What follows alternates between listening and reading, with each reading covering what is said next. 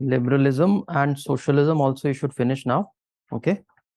And liberalism, socialism, even Marxism you should repeat, because here you will be repetition. Whatever you have studied in Marx is going to be repeated here. So I have not discussed those ideas unnecessarily to repeat them again. So we will discuss only what we have not discussed earlier, right? So under socialism itself, if you see, it's about Marxism, classical Marxism, right? And then orthodox communism, everything is given, okay? So classical economics, we have already studied, sorry, classical Marxism, we have already studied. That's the idea of Marx himself. Now we are going to discuss about orthodox Marxism or orthodox communism. So we had said that there will be some impact of Marxism and its implementation. Bolshevik revolution was organized in 1917, and it was led by Vladimir Lenin, right? Lenin also had, though he had been a follower of orthodox Marxism, but then later on he has brought in some revision, right? Some changes. So in the 20th century, when Marxism was getting implemented, when it was applied in different contexts, there have been certain changes, certain revision by the respective leaders or by the respective organizations. Okay, and this will take the form of the orthodox form also at many places. Now, there may be various interpretation of this orthodox form also, in the sense that orthodox is something that, what do you mean by orthodox? Orthodox is resist change. No. Orthodox means what? They may resist change, they may, but if something is revolutionary, then orthodox revolutionary idea will be to change. Orthodox means you very strongly stick to the basic principles of that idea, right? It's something closer to fundamentalism. When you try to, but there is of course a difference between fundamentalism, because in fundamentalism, orthodox is about that you become rigid about your ideas and you just want to follow those set of principles in its most purified form. Like some people are religious orthodox. That means they are adhering to the basic ideas of religion.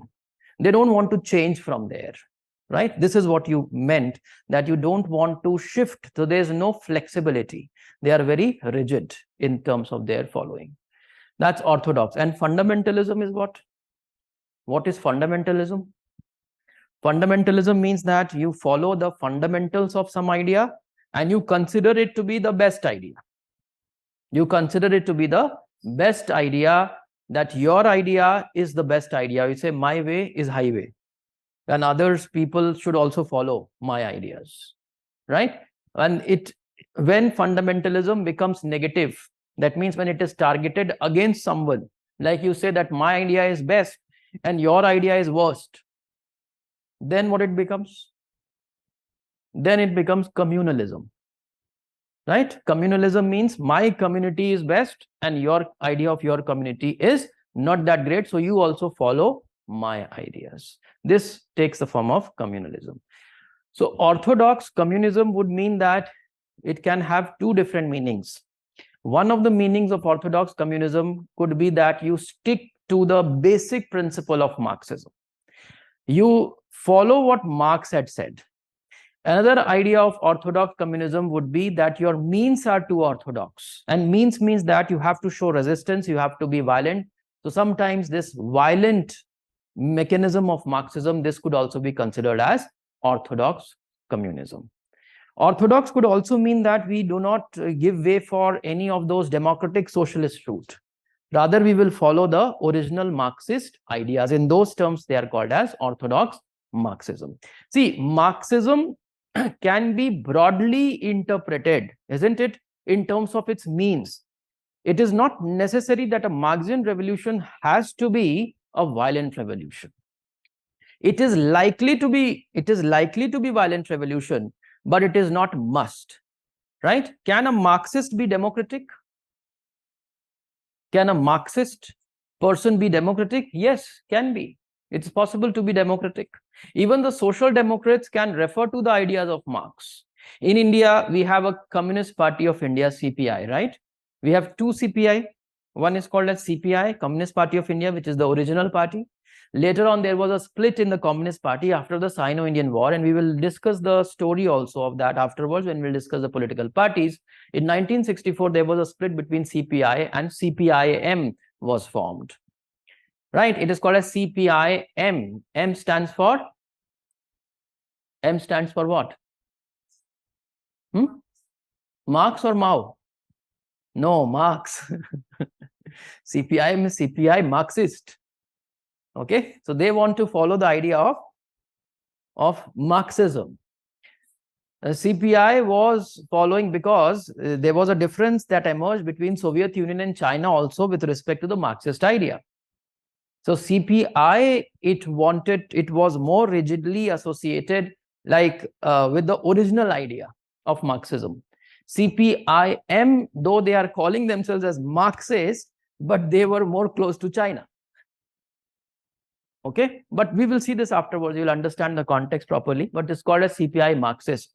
So they are following Indian Constitution also. Political parties are following Indian Constitution. Is Marxist word constitutional or not? Are we accepting this? If you accept CPIM, that is Marxist, it means it is constitutional. If it is constitutional, means Marxism could be interpreted in different ways. It could be democratic also. Have you got the point? So it is not necessary that a Marxian change would always be a violent revolution. It may be any type of revolutionary change, but it is likely to be violent revolution because Marx is trying to bring socialism in by overthrowing the capitalist system. And overthrowing of capitalist system will not be possible without some resistance or without even violence at times or most of the times. Okay, so let's talk about the idea of orthodox communism or Marxism. Orthodox communism and Marxism means that we are adhering to the very idea of Marxism and with some more revolutionary zeal to it, right? Implementing it with violent revolution, because Marx may or may not propose for a violent revolution. So here, use of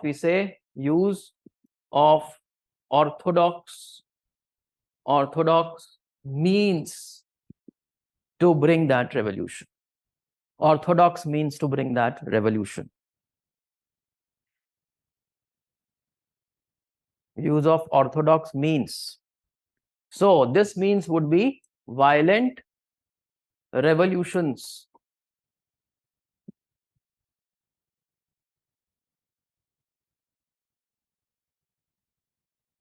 So it would result in the establishment of coming up a Bolshevik revolution and also the revolution in China in 1949. In China in 1949. Now this will be even more violent.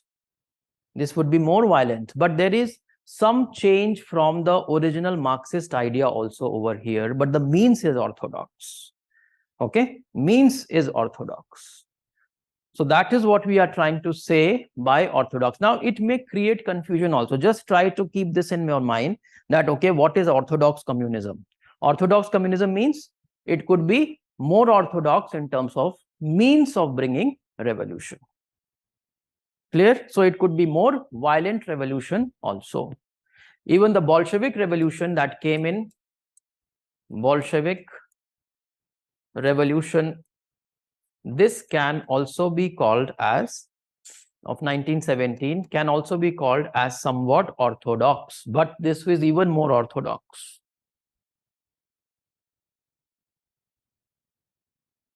Okay, now one thing I want to make very clear, because this term is a confusing term. Okay, orthodox communism can have two meanings. The term orthodox, it could have two meanings. Okay, here the meaning was orthodox means is orthodox, and that is why you call it as orthodox communism. okay, or orthodox Marxism. Another meaning could be of orthodox is to rigidly following the ideas of communism or Marxism. This could be another idea of orthodox communism. But in the booklet, if you open, see whose ideas is given over there in the booklet.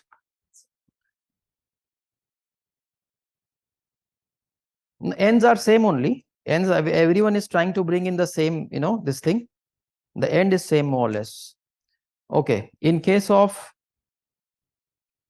orthodox communism, you see, it is what is given there? Bolshevik party, Lenin, okay? Stalin and Leninism. This is given as part of orthodox communism. Okay, so this is more in relation to whatever is given in your booklet is related to the use of orthodox means. Okay, orthodox means, though they have the leaders, even Lenin and Stalin more so, they have deviated from the idea of Marx also somehow. We will see how they have deviated. This will get clear. Okay, so please keep this very clear that the term orthodox can have two different meanings. Either you adhere to the original idea of Marx itself without any revision, this could also mean orthodox. Or if the orthodox means is being used, that can also be called as orthodox.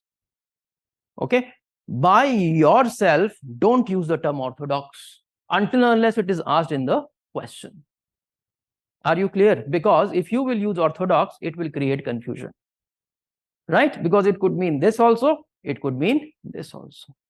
So if the word orthodox is used in the question, then you will have to understand according to context whether they are talking about this or whether they are talking about this.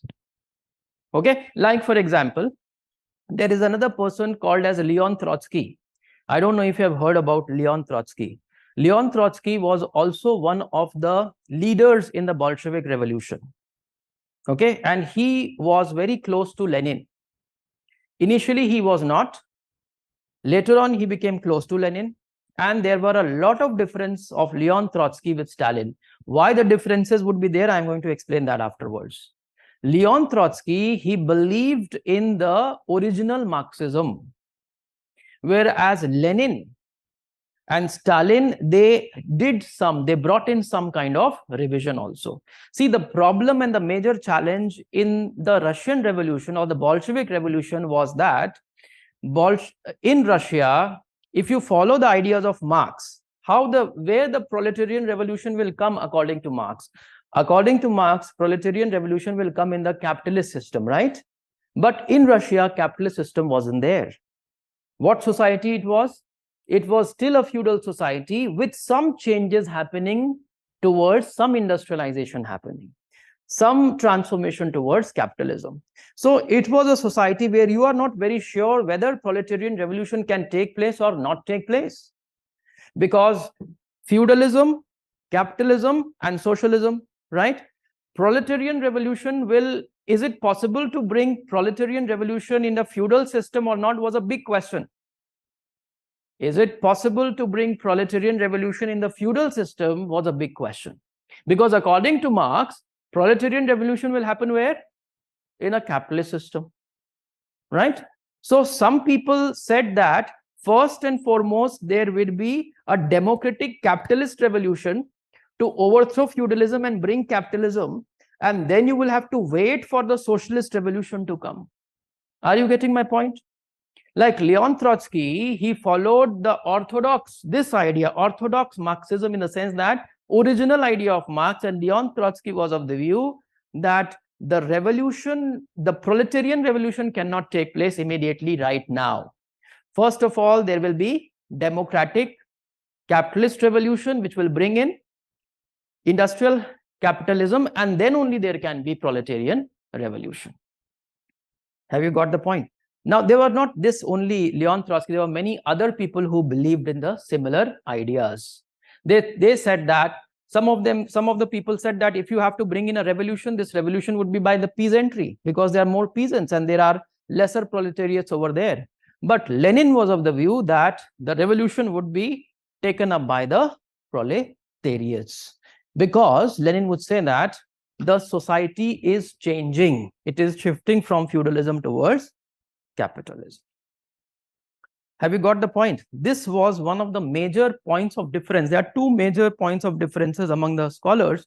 One is whether the proletariats will bring the revolution or the peasantry will bring the revolution.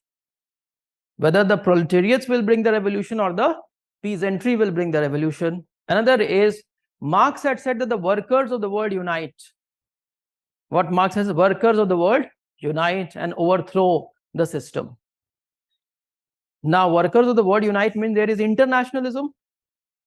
There is internationalism inherent in Marxism, right? Lenin was of the view that we should have an international movement of workers. Lenin was of the view.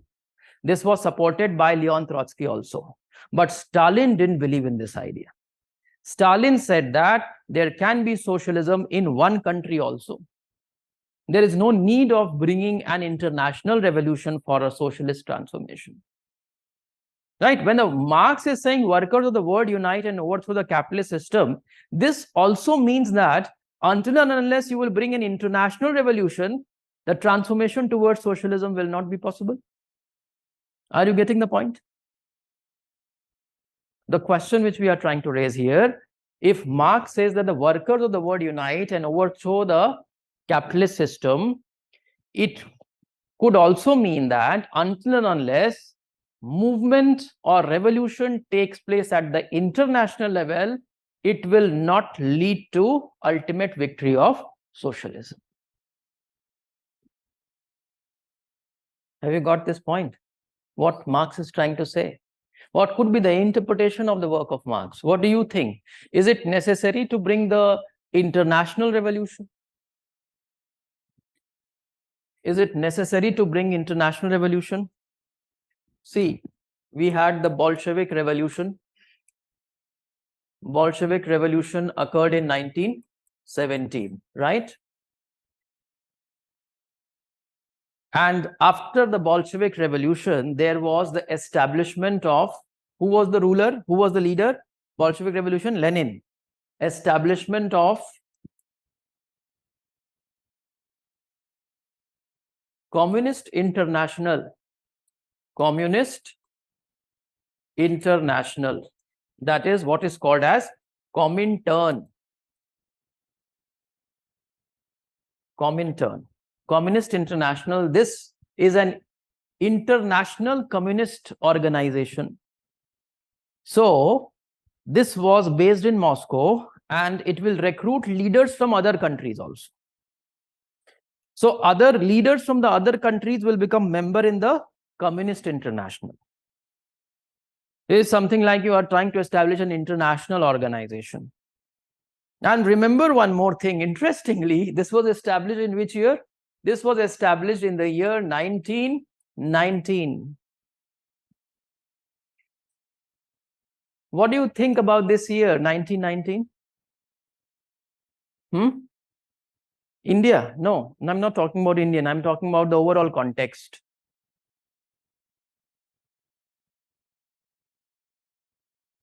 Hmm? 1919, anything you remember?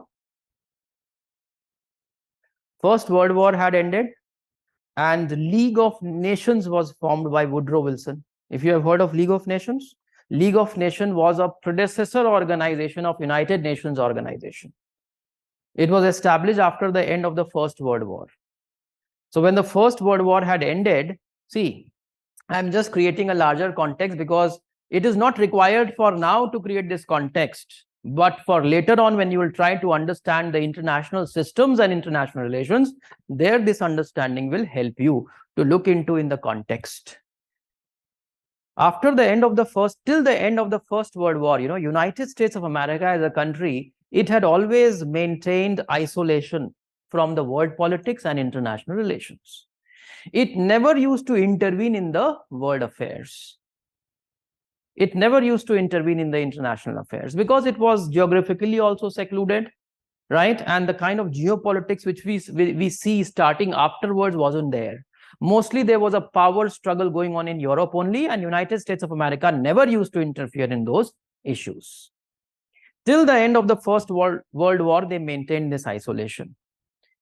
Then at the time of the end of the First World War, this time United States of America realized, because now the Bolshevik Revolution has taken place and the communism is going to expand, right?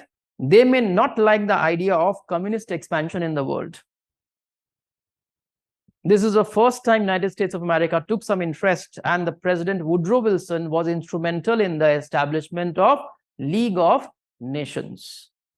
This is the first time they started talking about, and we will study that in one of the School of International Relations is related to that, the liberal school of thought in the international relations, to which Woodrow Wilson will belong. We will focus upon the world peace.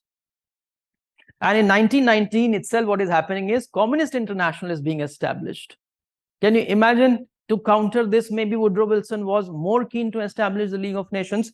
Could be a point. Though League of Nations idea was different, the way it is, explained, it is different, but there would be some connection to this also, because it's happening almost at the same time. Now in Moscow, you are going to recruit leaders from different countries. You are going to recruit leaders from India, from the Arab world and this world and that world, everywhere, China and everywhere you are recruiting the leaders, and who will become members. And these people will be then trained for how they can bring in communist revolutions in their own country. M.N. Roy was the leader from India who was part of this Comintern, who comes back to India and establishes the Communist Party of India in 1924. So somehow the CPI is also a byproduct, not direct but indirect byproduct of this effort of Comintern, right? And you will always see that, the communists are always being charged and they are always criticized for bringing a foreign ideology in their country. So a lot of people say that communists should not talk about national interest, communists should not talk about nationalism and all that. I think 3-4 days back, Amit Shah also made a speech where he was criticizing the communists like this. So Communist International was formed in 1919, and this thereafter some kind of transformation of the idea of Marxism will happen, because now we will see that the purpose of Marxism, what was the ultimate purpose of Marxism? Ultimate end of Marxism? Okay. Anything else? What Marxism was trying to achieve, you can say as many things. Classless society, ultimate, you can say equality also. And what else it wanted to bring? The ultimate value, what Marxism was focusing upon, was freedom. Isn't it? Freedom. Freedom from what? Alienation and suppression and exploitation. And for that reason, you require a classless society. That's how Marx says that if the society becomes classless, or if there is equality, then everyone will be free. So it is about social change, ultimate social change. Will only political change or economic change, will it suffice? From the perspective of Marxism, it will not suffice. But the entire efforts of communism or Marxism in the 20th century was focused upon power struggle, to capture the political power and bringing about some economic transformation. It was not focused upon the ultimate social change which Marxism wanted to achieve. Have you got this point? So in the 20th century, that means from this point onwards, we'll write 20th century saw some deviations from the original idea of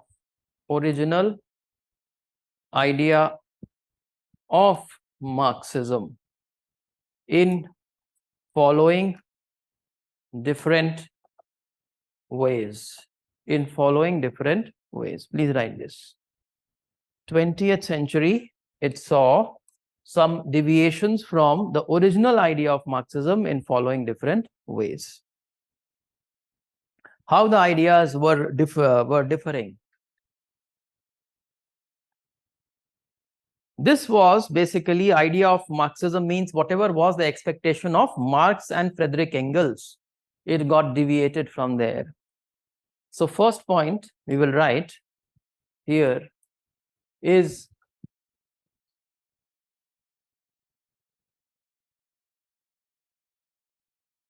change in ideology focusing upon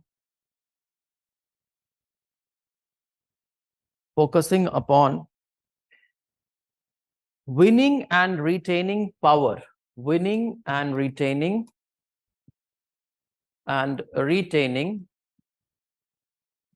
power, right? Or you can even say political power.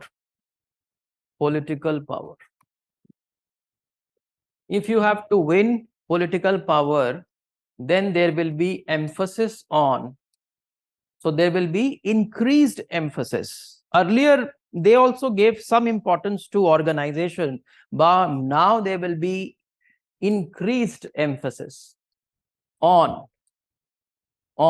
leadership,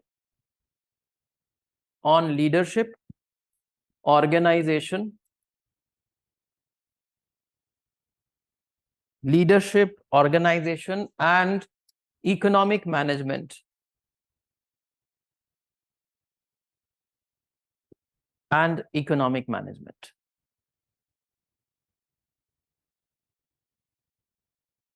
Right.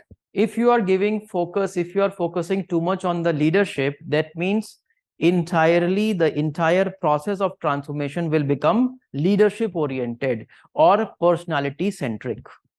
All the changes that happen, all the revolutions which happen, it is known in the name of the person or the leaders, right?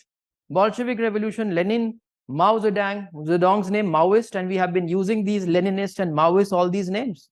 In fact, Marx would not be happy that people are taking his name actually, because he never meant that these efforts or these changes would have a personal character. And there is a personal character in any of these socio-economic or political transformation. So we can say that, third point you can write there, emergence of personality, better say, centrality of personality. Centrality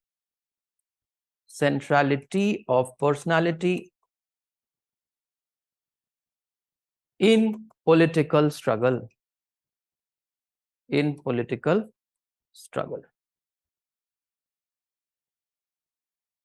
Emergence of centrality of personality in political struggle.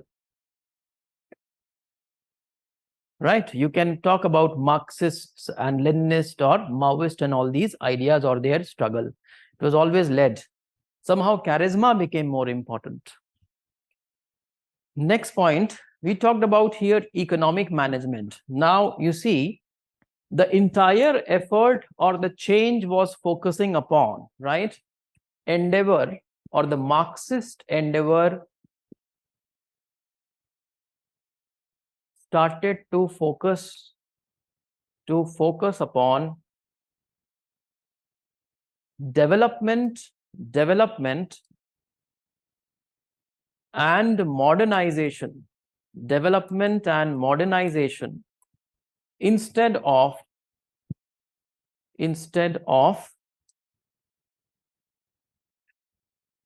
social change and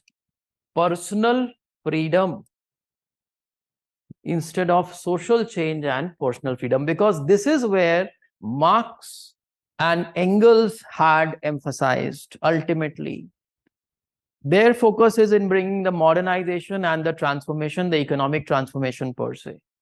Marx did say that this may be, but then why modern? Marx will not talk about modernization as such. Why the word modernization has been used? Do you understand the meaning of this word, modernization? We had talked about modern word earlier also, right? What is the meaning of modern?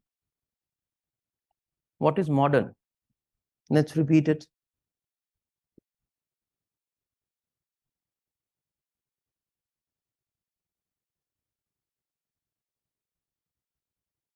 What is modern?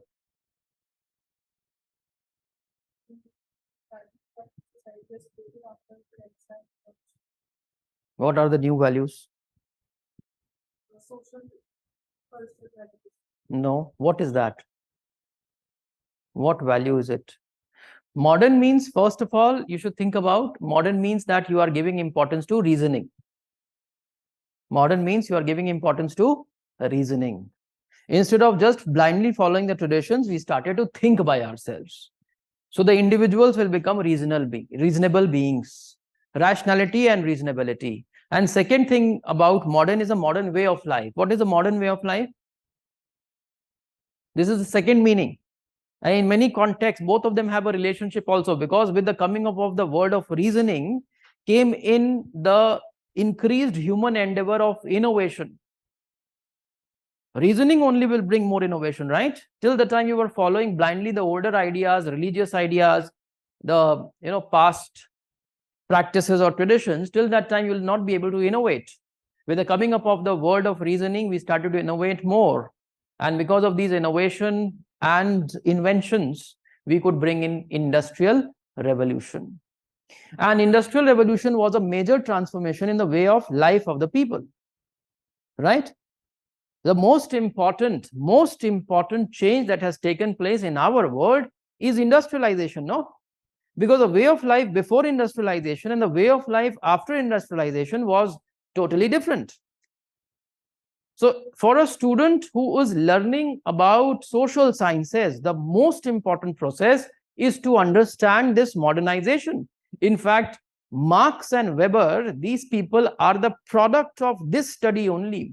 They were studying what essentially? They were studying how the society is getting transformed from a traditional society into a modern society, and what has happened to the society after it has become a modern society. So industrial revolution has brought about a huge impact on the society, which these people are trying to understand. Right? Marx is critical about capitalism, because capitalism itself now is a process of which has brought this modernization. But then the question is that, is this really modernization? Is this really modernization? There is some similarity between socialism and capitalism also. Please understand that. What is similar between socialism and capitalism? What is similar between socialism and capitalism? Aren't both of them a product of modern ideas? Aren't both of them the product of enlightenment? Aren't both the ideas are going against the older hierarchical feudal society? Right? Now, both of them may not want to bring equality, but both of them are interested in reasoning and progress. Capitalism or liberalism is interested in reasoning and progress, and socialism is also interested in reasoning and progress. This is how we equated earlier also. We said that socialism can also be seen as a product of enlightenment. Had we said that or not? You have mentioned reasoning and progress.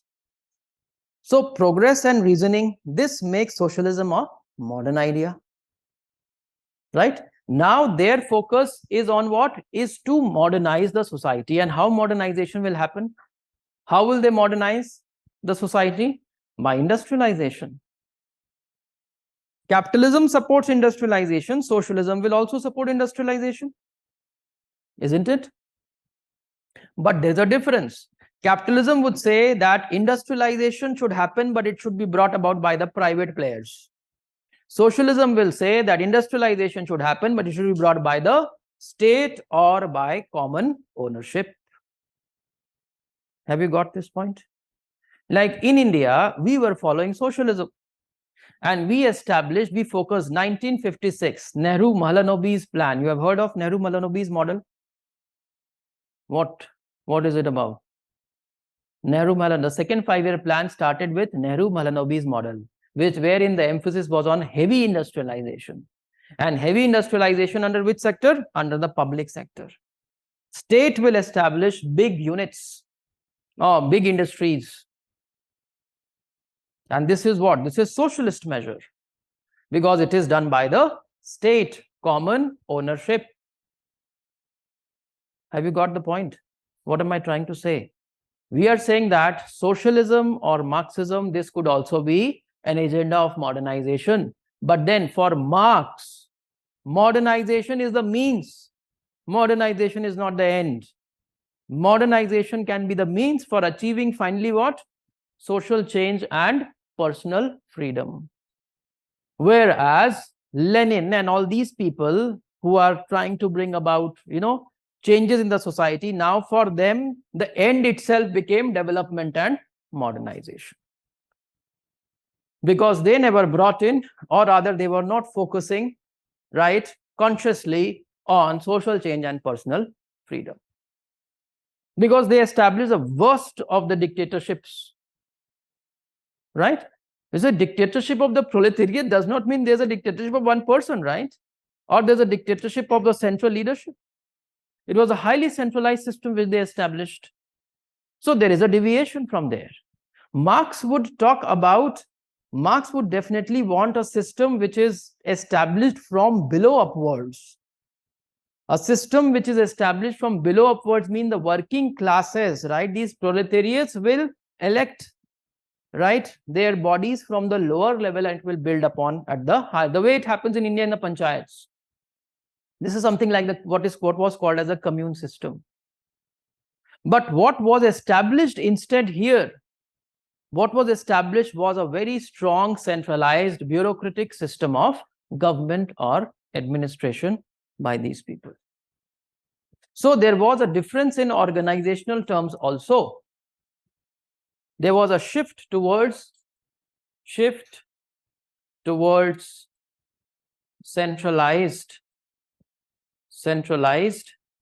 dictatorships rather than what? Rather than what? Shift towards centralized dictatorships rather than what? Democracy?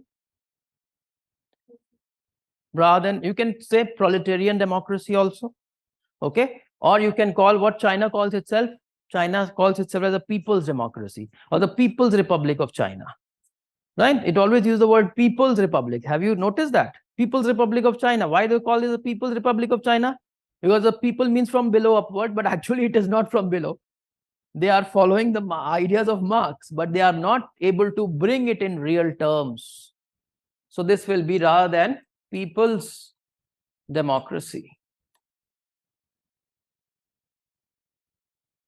People's democracy would ultimately bring freedom for the people.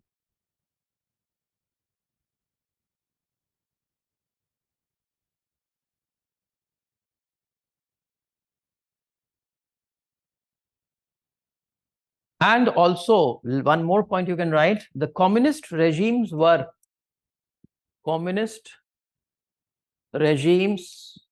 shaped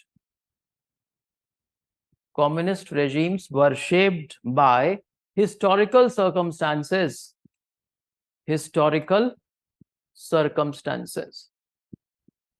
That means it was not necessary that everywhere a proletarian revolution would take place. Urban proletariats in many of these societies were not sophisticated and evolved. Okay? Urban proletariats not yet evolved in many of these societies.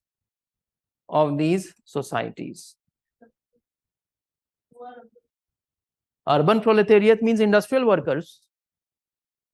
This means industrial workers. Because industrialization hasn't taken place in many of these societies. So how will you get industrial workers? And according to Marx, it is the industrial workers which are going to bring the revolution. So how will the revolution? It means the revolution is going to be brought about by someone else. Like what happened in China, who brought the revolution? 1949, Chinese revolution was brought by the peasant class, no? It was the peasant workers. It was the agricultural workers or the peasants. Example you can write of China. 1949. It was what revolution? It was a peasant revolution. It was not by the urban proletariat class.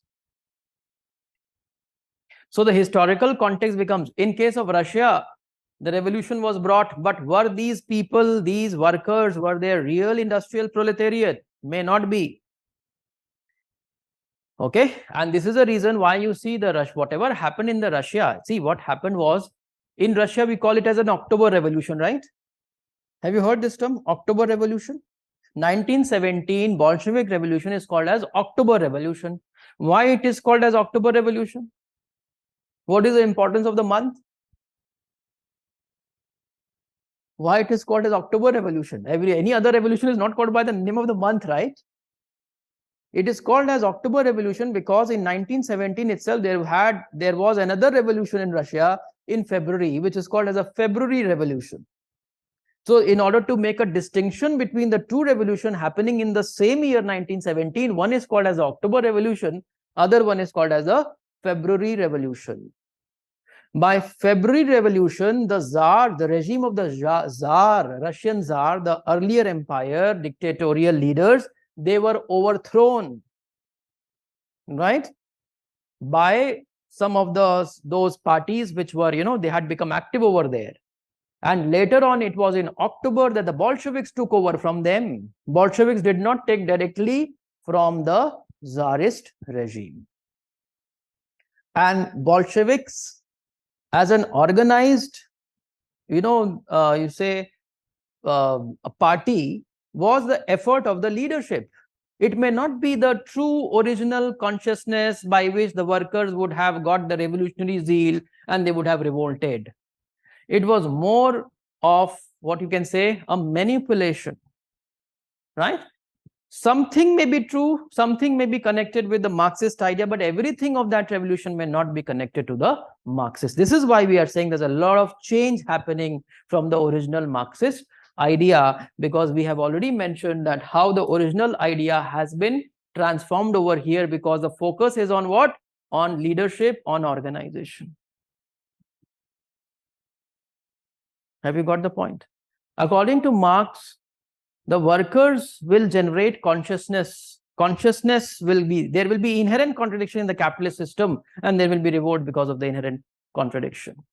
But according to Lenin, this consciousness, it will not emerge till the time people are, they are actually, a lot of effort is to be put to organize them. And therefore, Lenin gave even more importance to the party. The party will transform this consciousness. But the question was whether the workers in Russia, those who joined the Bolshevik party, were they actually having that proletarian consciousness also by which the revolt could be brought? Are you getting the point? What is happening here? That means that exactly the conditions which Marx had expected, those conditions were not there in Russia. Neither there was industries to that extent, nor it had become a highly evolved capitalist society where the inherent contradiction would emerge. It was not that kind of a society where there is inherent contradiction, nor there is enough consciousness among the industrial workers. First of all, there aren't many industrial workers. Second, the level of consciousness is also very limited. Have you got it? So it was a slightly different condition. That's why we say here, what have we said? It depends upon there have been shifts according to the historical circumstances of these countries. In different countries, different types of revolutions and these things were organized, which deviated from the original Marxist idea. Clear? So this is the character of communism or Marxism in the 20th century. If a question comes like later Marxism, later communism, or 20th century Marxism or communism, this will be the character. And this is how you say it is slightly different from the original Marxist idea. Clear? Okay. Now let us quickly discuss something about Lenin and Stalin. So first, let's look at Lenin. Lenin was born in the year 1870. Okay. Vladimir Lenin.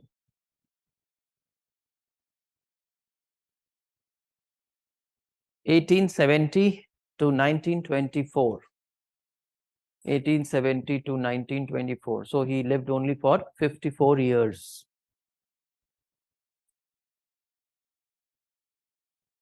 And somehow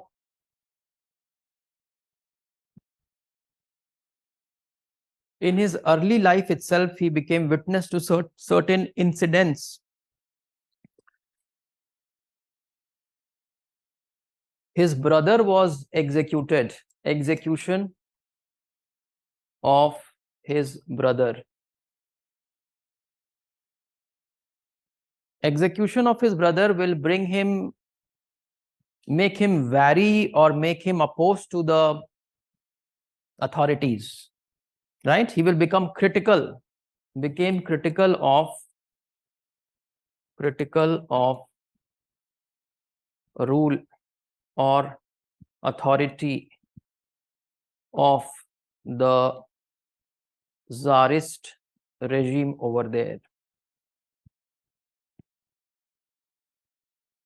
And then because of he will carry on certain demonstrations also against the authorities. So he was expelled from the universities, expelled from university.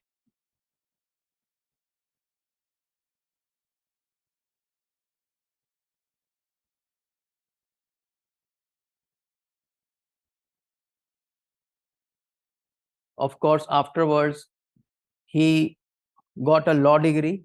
I'm just writing in very brief, and there's no need of getting into too much detail because Lenin is not separately mentioned in the syllabus as such, but still there may be question. He got a law degree, and thereafter, after that, he had become a Marxist activist, right? He went to St. Petersburg and there he became Marxist activist. And as a Marxist activist, of course, because of his activities which he will carry on, he would be sent in exile in Serbia. Sorry. Exile, he was put in into exile in Serbia. And from there, he went to Europe. And in Europe, he joins in the Marxist Russian. Please write this. Joins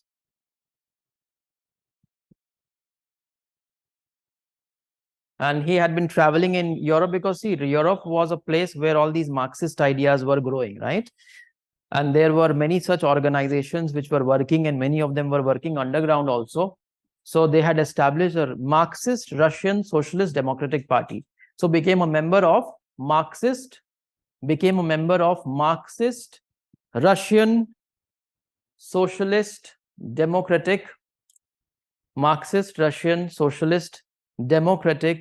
Labor Party.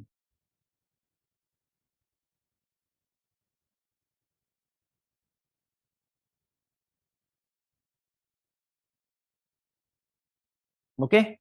And below where you have written that name of the party, Marxist Russian Socialist Democratic Labor Party, below that he became instrumental, Lenin became instrumental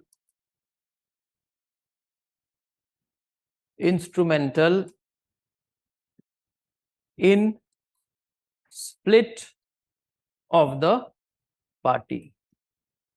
In split of the party. What split is it? It's taking place. The split is between the Bolshevik and Menshevik.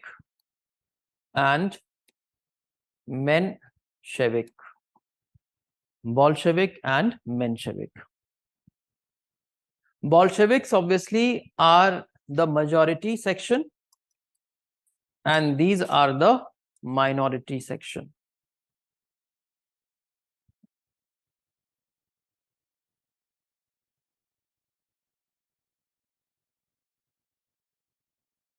Bolshevik and Menshevik.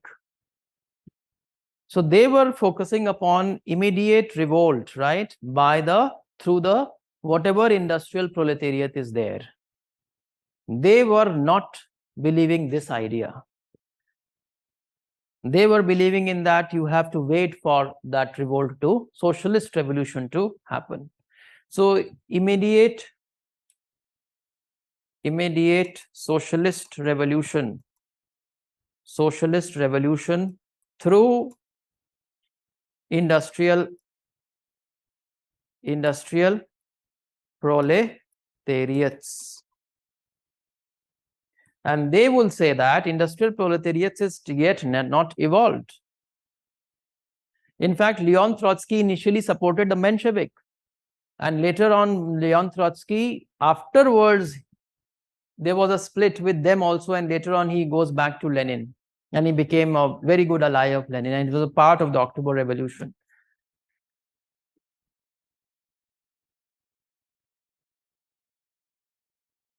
Okay, this is how. There's another scholar, I had used his name before also, Plekhanov. Plekhanov supported this idea of the Bolsheviks at this point of time. They were supported by Plekhanov. Leon Trotsky had supported them, but then later on Plekhanov parted with them and Trotsky parted with them. But it's not important to be written, not required. No need of getting into this detail.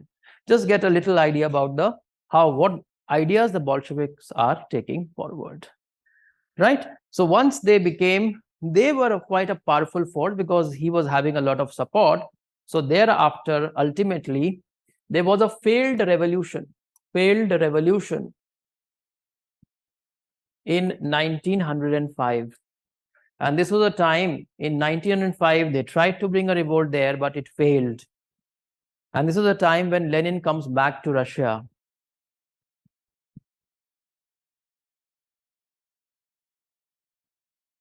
Lenin wanted to merge the struggle of the imperialist struggle, right, of the First World War with the proletarian revolution. Lenin had intention of merging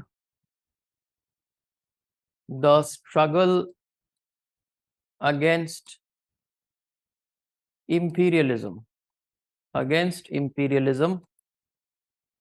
with proletarian revolution. You must have heard of this idea in the Indian freedom struggle also. In the Indian freedom struggle also, they were trying to merge the idea of the struggle against British with the struggle of the working class,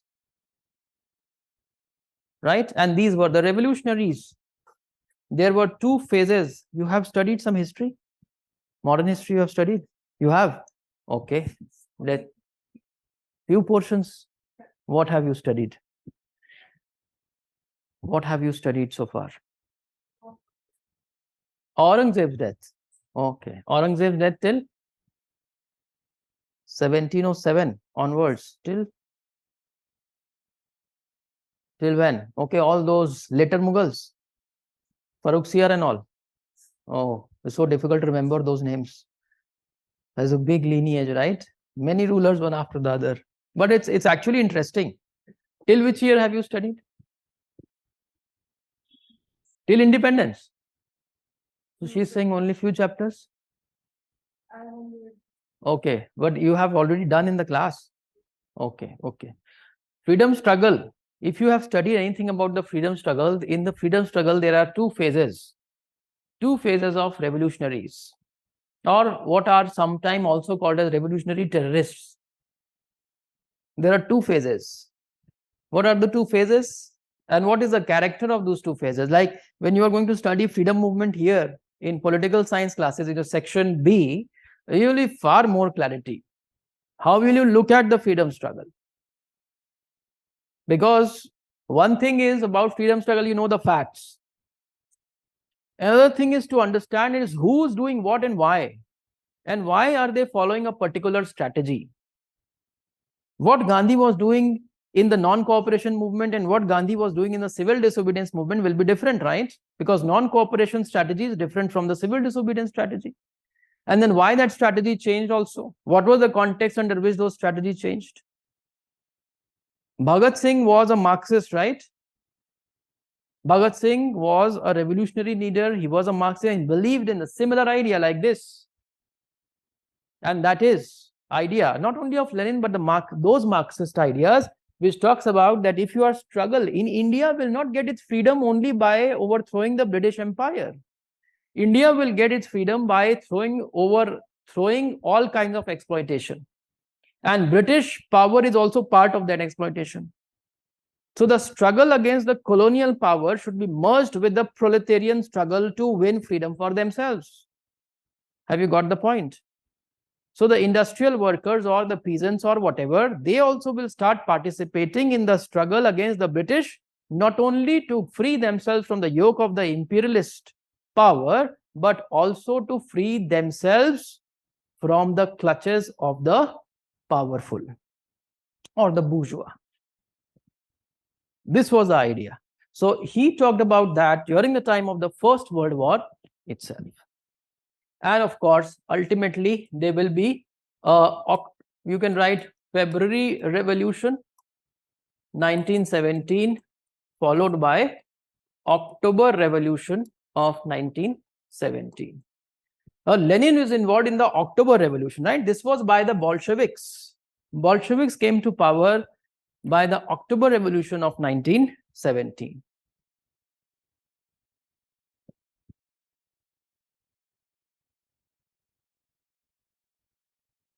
Bolshevik came to power. You just write that. Bolshevik came to power by the October Revolution of 1917. So Lenin now will try to establish a new system, right? So we will look into what are the ideas of Lenin. Now, this is something which I just told you to create the context so you understand what is happening over there. But what is important is what are the ideas of Lenin, what he believed in. So let us see that. Ideas of Lenin. First of all, the first point you will write under this is that he would see the representative democracy as a bourgeois democracy. Sees representative democracy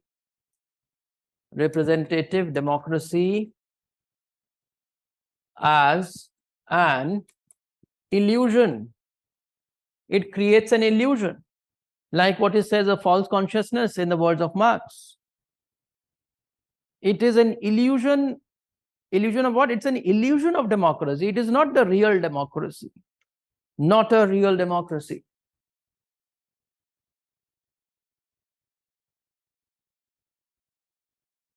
It is rather a bourgeois democracy, right? What it is? It is rather a bourgeois democracy, a democracy which is dominated by the capitalist class. So he would rather call this bourgeois democracy as what? As dictatorship of the bourgeois. He will call it as a dictatorship of the bourgeois. So it's not a democracy, rather it is a dictatorship of the bourgeois. So generally what happens is, you are familiar with the term dictatorship of the proletariat. Now in the exam they will ask you comment on this phrase. They will write dictatorship of the bourgeois. Then what will you write? What will you write then? Then you will create your own idea of dictatorship of the bourgeois. But actually it is something which Marx is using over here to explain the existing representative democracy itself is dictatorship of the bourgeois. And then he will believe in, he will talk about emphasis on what? On revolution. This revolution would be, what kind of revolution will this be? This revolution is going to be an armed insurrection, right? He will make it very clear that revolution will be take the form of armed insurrection, because Marx has never said that, right? That you have to use the arm or you have to use violence. He is very clear that this will take the form of an armed insurrection. So it will be a violent revolution. It will be a violent revolution. Done. So this revolution will be a violent revolution. And the purpose of this revolution is, in the words of Lenin himself, purpose is to smash the state. To smash the state. Which state? The bourgeois state, obviously, which was prevailing then.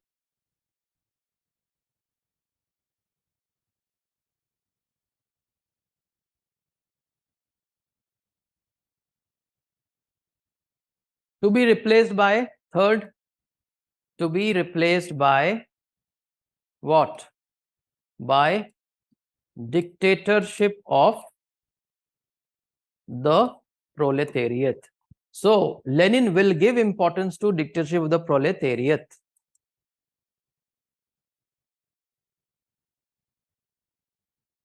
This dictatorship of the proletariat, how will it be established?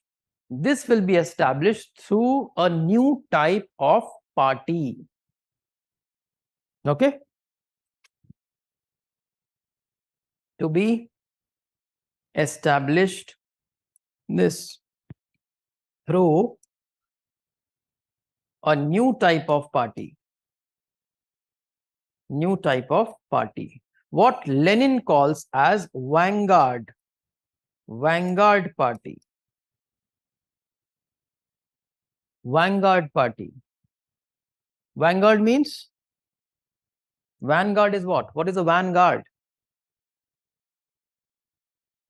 Is basically in a march or any procession, the flag bearers right in their front, they are called as vanguard.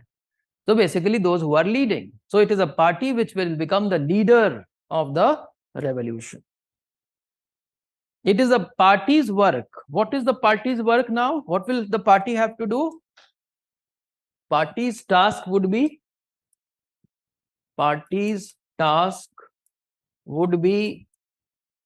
to transform blank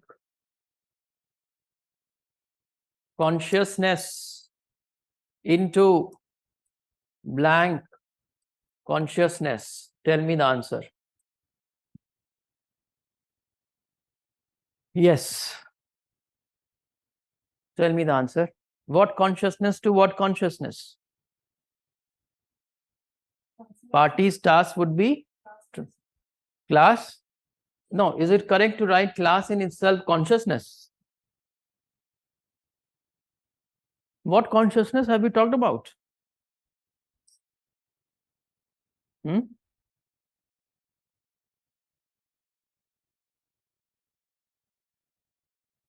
Trade union consciousness. Into what consciousness?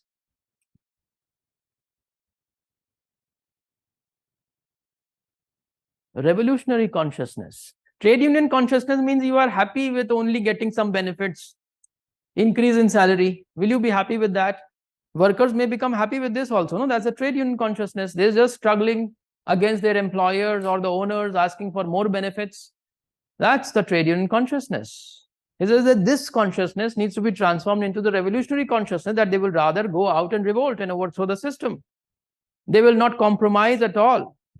No compromising attitude over here. Here they are compromising. This is the task of the vanguard party. And why is it necessary to do? Because according to Lenin, people by themselves will not achieve revolutionary consciousness. This cannot be achieved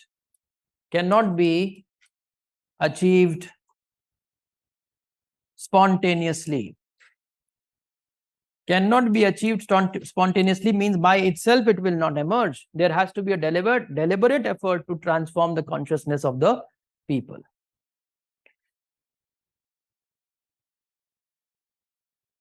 Right? Now this party is an organization. How this organization will run? What will be the nature of this organization? On what principles will it work? What was the point number you have written? Fourth? Yes. Fifth point you write, he believed in the idea, or you can write that the party or the vanguard party to be structured and run according to the principle of democratic centralism. This is important, okay? This is an important idea, democratic centralism. They can ask you to write also on this, democratic centralism. Now, there are two contradictory terms over here, right? One is democratic, another is centralism. Are they contradictory to each other? In a way, it is centralizing, in a way, it is decentralizing. Democratic means that the party structure would involve different units, okay? So party would essentially be, party is basically a hierarchy, or you can say an organic hierarchy of units arranged at different levels, right? Something like this.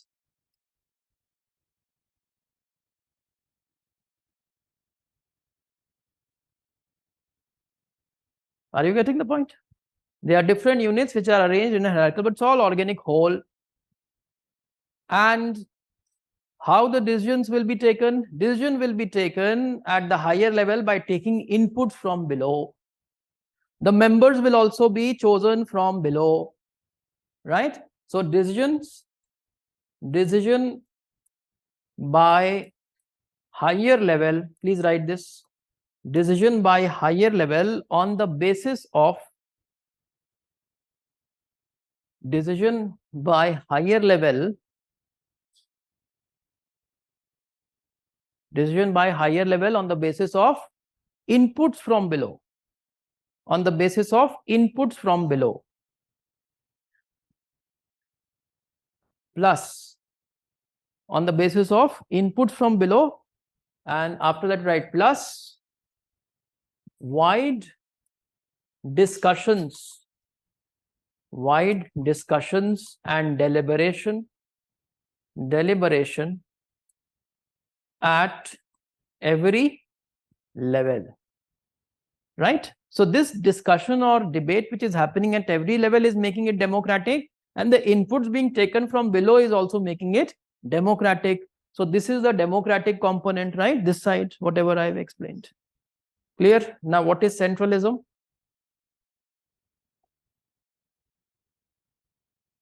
Centralism means that two things are there in this, in centralism, two aspects. First of all, majority opinion will be considered over minority,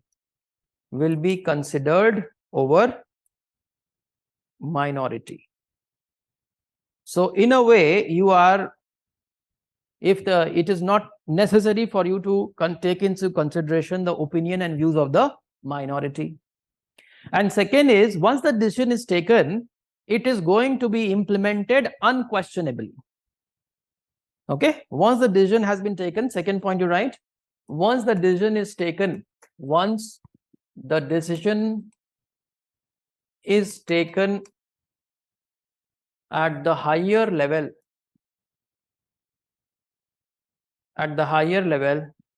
it is to be imposed on lower levels. So he is trying to maintain discipline also, isn't it?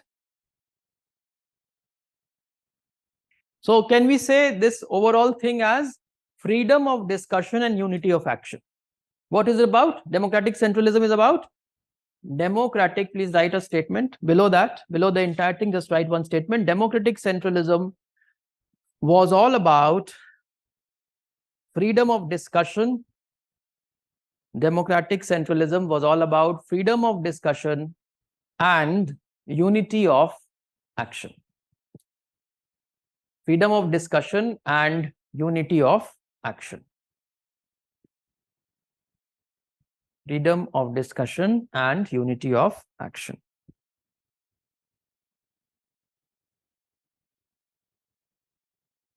When was Soviet Union established? 19. No. After the Tsarist regime was removed. Earlier it was a big empire, right? So many of the smaller empires had broken away. So it took some effort for the Red Army or the Russian, the army which was there after the Bolshevik Revolution. It took them some effort to bring and, reintegrate the nation again. Soviet Union was established by integration of these many other princely, other, you can say independent states. It was created in 1922. Okay. But in 1921, Lenin started what is called as the new economic policy. New economic policy. Now, I will just tell you the brief of this because it's important in the context of how Stalin will change it altogether. This new economic policy, it believed in having a mixed economy type of a system, right? It was a kind of mixed economy. So even the market forces were given some importance. Agriculture and small scale sector, it was still in private hands. And there was a nationalization of big industries and banks. Have you got the point? Small scale sector was in the private hands, bigger sector, big industries were, or big projects were under the state. So it was a kind of mixed economy system. Later on, this will be changed when Stalin will come to power. Stalin comes to power in 1924 though, but he will bring in again a new economic policy or program. That will be 1928.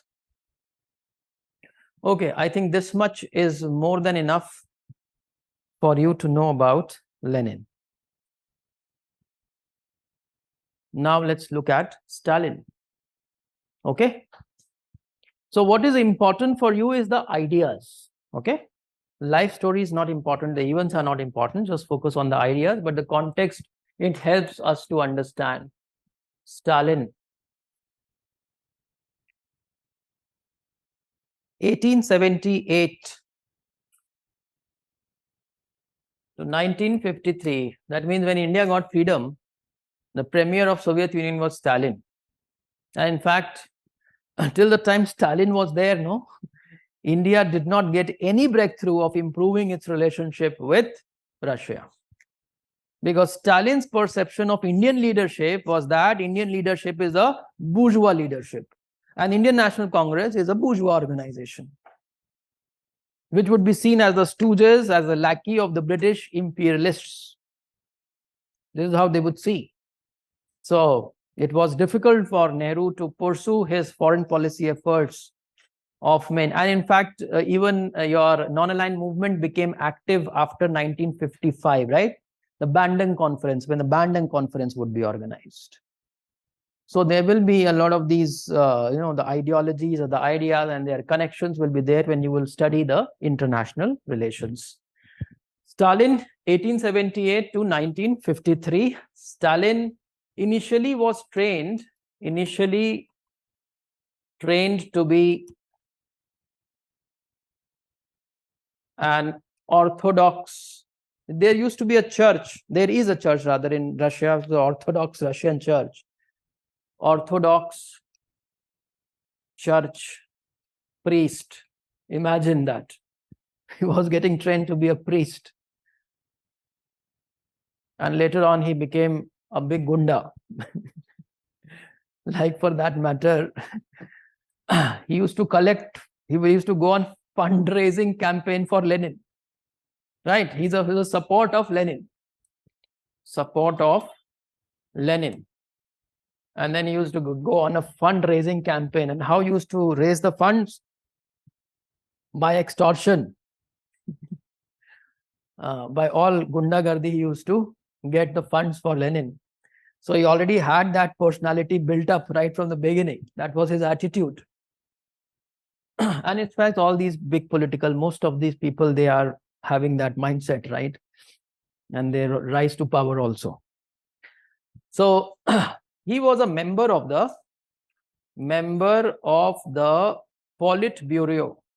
Politburo after Bolshevik Revolution.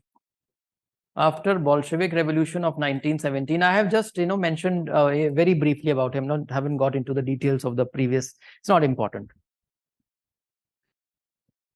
Member of the Politburo was the topmost organization, right? In the Communist Party, the topmost body was the Politburo. Like what I have drawn here, you see, this one. This would be like the Politburo, the topmost level body. So Stalin was also a member in the Politburo. And slowly, Joseph Stalin, as his full name was, Stalin had become quite influential in the entire party system because he had appointed a lot of his loyalists and he had bureaucratized the entire system a lot. So the entire system, like from, you can imagine, it's like democratic centralism, it had become more centralized. From democratic centralism, it had become more centralized. And it had become a rigid bureaucratic system in which there are people who are loyalists of Stalin. And Lenin was quite ill in from 1921 till 24 when he died. For like 3 years, Lenin was very ill. And he wanted to have some trusted people. So Leon Trotsky was one of his aides at that point of time. But Stalin has become very influential. But Stalin, after he took over, I mean, initially, Stalin was not the whole sole leader. After the death of Lenin, it was 3 people who were ruling. So there was a triumvirate in which Stalin was one of them, and he was quite influential. And later on, he took the power in his own hand. So Stalin became the premier, in 1924 onwards.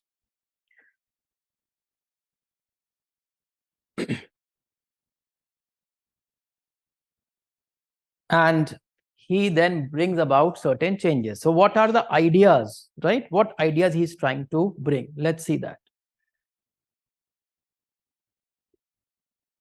Contributions. I'm not writing ideas because they are not as important as idea. Rather, it's more of a program of action. Contributions of Stalin. So what he did was, first and foremost, democratic centralism became more centralized. Democratic centralism became more centralized. And this would mean that democratic centralism becomes more centralized. This would mean that there will be emergence of a totalitarian dictatorship. Emergence of a totalitarian dictatorship. You know what? When Lenin had become the premier, after that, he was following democratic methods within the party. Okay? In fact, it should be seen like this. Just a very brief. Earlier, Lenin was more democratic. Okay? He was more democratic. He allowed within the party also many groups and factions to exist. And he would run the government as a coalition of socialists. Because there were many different factions. You remember there were Mensheviks earlier. Similarly, there were many different factions who had a little different idea of revolution or of the state. Lenin was running it as a coalition of these socialists initially, but so he was more democratic, running affairs. He was running affairs as coalition of socialists. But later on, there happened to be civil war in Russia. And there were these independent states also who were to be, brought under control, as I told you. So there were many challenges because of which he had to centralize power in his own hand. So later Lenin will become, what will happen? There will be centralization of power. Centralization of power will lead to what he defines as democratic centralism. Democratic centralism went on becoming more and more centralized, and ultimately under Stalin, what will come? Stalin, it will become a totalitarian dictatorship. So there's a slowly this has got transformed from Lenin through Stalin. So you can say from 1917 to 1953. In fact, by the end of 1920s itself, Stalin had established his totalitarian regime. And he would not, and when we say totalitarian, what do you mean by totalitarian? There's a difference with dictatorship. What is the difference between these two terms? Though overall it conveys a particular meaning, but what specifically totalitarian means? Only one idea. Other ideas are not allowed. This means that you are crushing all opposition, right? So he crushed all opposition, all criticism. No one is allowed to differ with him. Leon Trotsky was also assassinated. I was telling you about Leon Trotsky. He was also assassinated because he had differences with Stalin and he was not happy with his economic policies. And not only Trotsky, there were many such leaders who were sidelined and they were killed also. Second, so democratic, this became more centralized, or maybe you can write as part of the first point also, or second, monolithic party structure. Monolithic party structure means that it became the top-down approach totally. Highly centralized bureaucracy. Highly centralized bureaucracy. This point can be connected to the previous point of democratic centralism becoming more centralized. Centralized bureaucracy. And third is his economic policy, right? What we call as economic Stalinism. Economic Stalinism was about what? And this, whatever you have written before, is political Stalinism. Right? Political ideas, political Stalinism. Economic ideas, economic Stalinism. Economic Stalinism, what he changed the earlier economic policy. Earlier economic policy was a kind of a mixed economy. So he will focus upon what? Focus upon command economy. Command economy means? Command economy means what? State-controlled economy. State-controlled economy. So he will focus upon also, there will be emphasis on collectivization, especially in the agriculture sector. Also there is collectivization, state control. He brought in dekulakization. Dekulakization. Okay, let's see this term. Done with this? Dekulakization.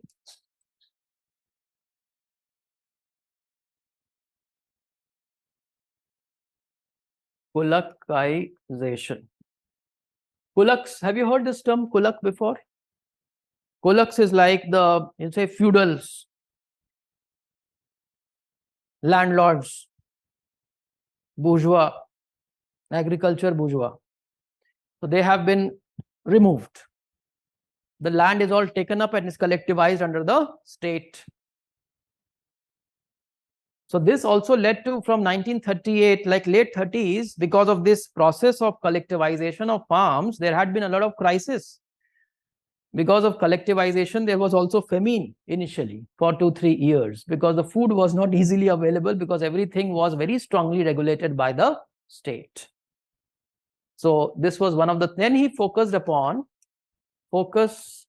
on centralized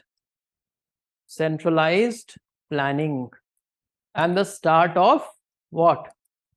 Start of 5-year plans, which we had taken from Russia, from Soviet Union. Because these 5-year plans, it became successful. By the time, I mean, at least Stalin had provided that strong stability to Soviet Union, because of which it could become the great power afterwards. And then he will also focus on rapid industrialization. This is the reason why we had said no, that Marxism had become a project of modernization rather than of social change and personal freedom.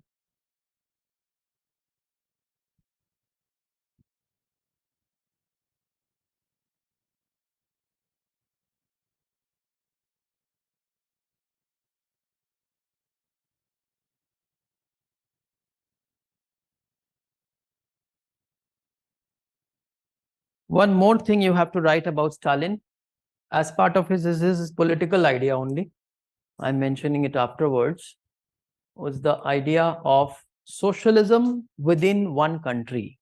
Idea of socialism in one country. This is how he differed with Lenin. Differed with Lenin. Lenin believed in international revolution of proletariat. Believed in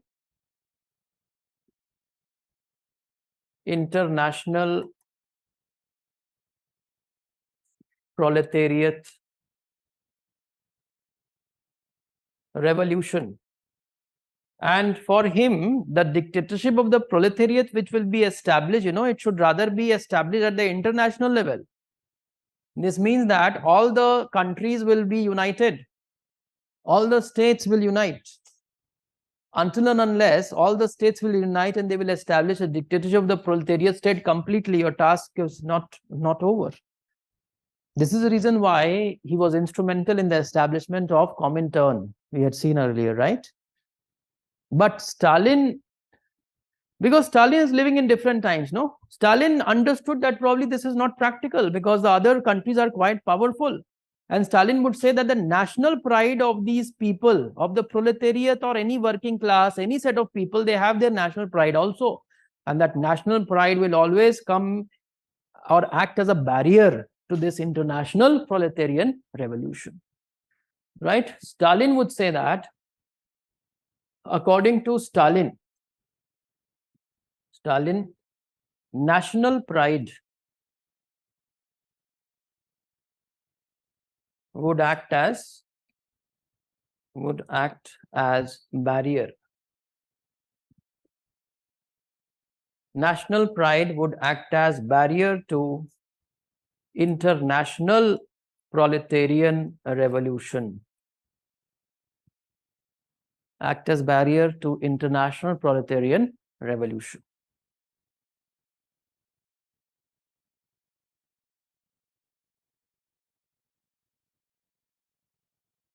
Right? Rather, he would support the idea of what? Support the idea that let there be socialism or socialist state established in one country itself. That is what is called as socialism in one country.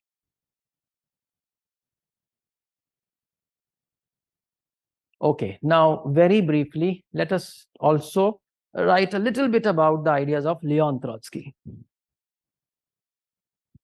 Though I consider Leon Trotsky to be important, though it's not given due weightage as much. Leon Trotsky.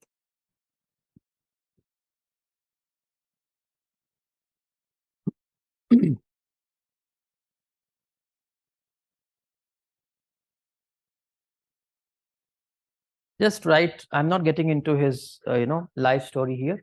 Only few ideas. First of all, Orthodox believe in Orthodox Marxism. Now, here by Orthodox, I don't mean the means, I mean the Orthodox ideas of Marxism. He will adhere to it. He will be very rigid about it. So he would then believe also in that democratic capitalist revolution would be required for further socialist revolution.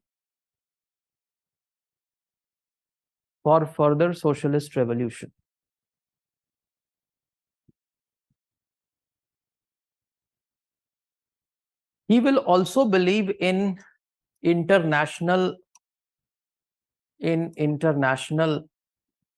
proletarian